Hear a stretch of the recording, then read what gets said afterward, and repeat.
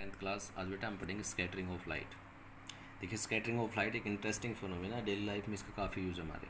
ठीक है, सूर्य सुबह सनराइज होता है, सनसेट होता है तो हमें रेड दिखता है। ठीक है बेटा, आसमान का रंग क्लियर जो आसमान होता है उसका रंग नीला क्यों दिखाई देता है। ठीक है, रेड कलर एक ही यूज़ करते हैं हम डेंजर सिग्नल के लिए। तो ये कुछ ऐसे फिनोमेना हैं जो स्कैटरिंग ऑफ लाइट के ऊपर डिपेंड करते हैं। ठीक है, तो इंटरेस्टिंग टॉपिक है। स्कैटरिंग ऑफ लाइट होता क्या है, इसको बोलते हैं हिंदी में पर्कीकरण, प्रकाश का पर्कीकरण।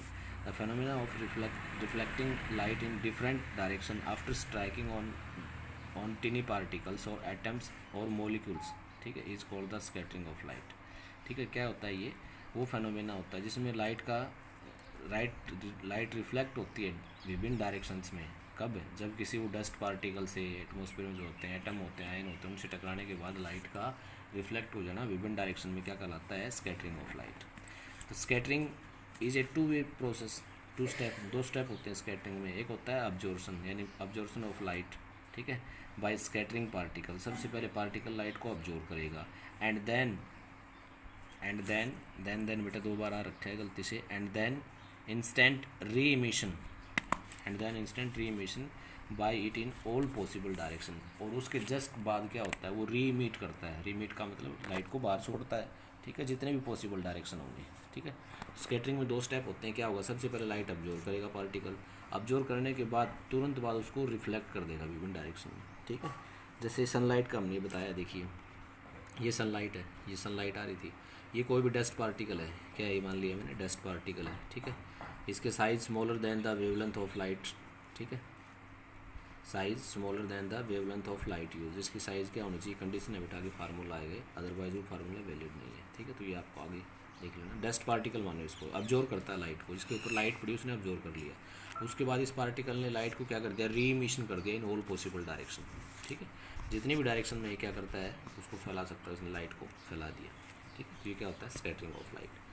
Violet scattered most and red scattered least. Violet जो कलर होता है वो सबसे ज़्यादा स्कैटरिंग होता है उसका, और जो रेड कलर है उसका स्कैटरिंग क्या होता है, सबसे कम होता है बेटा। ठीक है, वॉयलेट कलर का स्कैटरिंग सबसे ज़्यादा होता है, रेड कलर का स्कैटरिंग सबसे कम होता है। स्कैटरिंग का मतलब क्या होता है, लाइट बिखर जाना। ठीक है, देखिए पहले ऑब्जर्व करेगा पार्टिकल जो है, ठीक है, डस्ट पार्टिकल मान लो, डस्ट स्मॉग पार्टिकल मान लो, फोग पार्टिकल मान लो, एटम मान लो, मोलिकुल मान लो, एयर में। ये क्या करता है, पहले लाइट को ऑब्जर्व करेगा, फिर सभी दिशाओं में फैला देगा इसको। ठीक है, ऑल पॉसिबल डायरेक्शन में रिफ्लेक्ट कर देगा। क्या होगा, स्कैटरिंग ऑफ लाइट। ठीक है, तो वॉयलेट कलर का स्कैटर सबसे ज़्यादा होता है, रेड कलर का स्कैटर सबसे कम होता है। क्यों होता है हम बताएंगे। देखिए, रे लाइन ने एक फार्मूला दिया था। ठीक है, रे लाइन ने क्या दिया, फार्मूला। इंटेंसिटी ऑफ स्कैटरिंग या scattering of light inversely proportional होता है वेवलेंथ की 4 पावर के। ये फार्मूला याद कर लो आप। इंटेंसिटी ऑफ स्कैटरिंग या scattering of light inversely proportional होता है वेवलेंथ की 4 पावर के।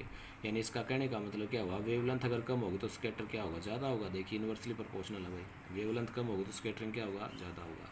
उल्टा कर दो, वेवलेंथ ज़्यादा होगी तो स्कैटरिंग क्या होगा, कम होगा। ठीक है, तो यहाँ पे यही कारण है। विवग्योर जो वर्ड मैं दिखाऊंगा आपको, उसमें यही कारण है।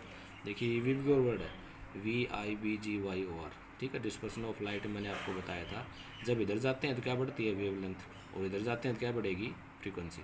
क्योंकि C = न्यू लैम्डा होता है, रिलेशन होती है इनमें, 9th में पढ़ा था आपने। वेवलेंथ बढ़ेगी तो फ्रीक्वेंसी घटेगी, उल्टा कर दो, फ्रीक्वेंसी बढ़ेगी तो वेवलेंथ घटेगी। तो रेड कलर की वेवलेंथ सबसे ज़्यादा होता है, फ्रीक्वेंसी सबसे कम होती है। तो वेवलेंथ ज़्यादा होगी तो स्कैटरिंग क्या होगा, कम होगा, तो इसलिए रेड कलर क्या होता है, लेस स्कैटर होता है। वॉयलेट कलर की वेवलेंथ सबसे कम होती है, वेवलेंथ कम होगी तो स्कैटरिंग क्या होगा, ज़्यादा होगा, इसलिए वॉयलेट कलर स्कैटर होता है मोस्ट। तो ये रीज़न है बेटा इसका।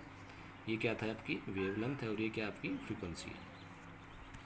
यानी क्या हुआ, इसने रे लाइन की एक कंडीशन है बेटा, कि कंडीशन क्या है रे लाइन की, एक फार्मूला कब वैलिड नहीं है। Size of particle are smaller than the wavelength of light incident. जो हमने लाइट टकराई है ना इससे, उसकी जो वेवलेंथ है उससे पार्टिकल की साइज़ क्या होनी चाहिए, छोटी होनी चाहिए। ठीक है, यानी काफ़ी छोटी साइज़ होनी चाहिए। Otherwise this formula is not valid, otherwise ये फार्मूला आपका वैलिड नहीं होगा। ठीक है बेटा, फिर आपको कोई और ही कलर दिखेगा। अगर ये नहीं होता है तो क्या होगा, पार्टिकल साइज बराबर हो या ज़्यादा हो किसकी, लाइट वेवलेंथ। ठीक है, light wavelength, then the all colour scatter equally. ठीक है, ये याद रख लो आप। अगर पार्टिकल की साइज़ क्या है, स्मॉल नहीं है इंसिडेंट लाइट से, यानी बराबर हो जाए वेवलेंथ के या उससे ज़्यादा हो जाए, देखिए इक्वल टू और ग्रेटर देन, दोनों निशान लगा दिए, तो लाइट जो वेवलेंथ है वो सारे कलर इक्वली स्कैटर हो जाएंगे। ठीक है भाई, यहाँ पे देखिए हम विव जो वर्ड लिखते हैं VIBGYOR। ठीक है, तो ये हमारी वेवलेंथ विजिबिलिटी 7 कलर्स इनको हम देख सकते हैं, यानी 400 एंगस्ट्रॉम से 4000 एंगस्ट्रॉम से 8000 एंगस्ट्रॉम तक देख पाते हैं। ठीक है, वेवलेंथ का यूनिट है एंगस्ट्रॉम, 10⁻⁻10 होता है, यानी 400 नैनोमीटर से 800 नैनोमीटर बोल सकते हो इसको।